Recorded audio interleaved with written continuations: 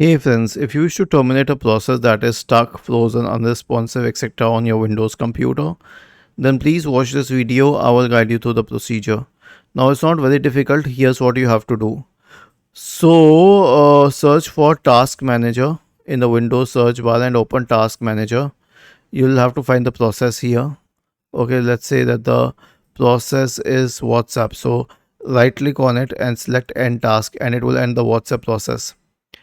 The next method is through a command, though it is not required, but still we have this option. So the command is task kill space /f space /im space the name of the process. Let's say it is notepad.exe. I'll open notepad to show you. Okay, so I'll copy this. I will search for command prompt in the Windows search bar. I'll click on run as administrator. I'll paste it here. I'll hit enter and it will close notepad. As you can see, it's not in the system tray anymore.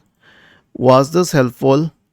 If yes, then please subscribe to the channel. If not, then let us know in the comment section of the video on how we could help you further.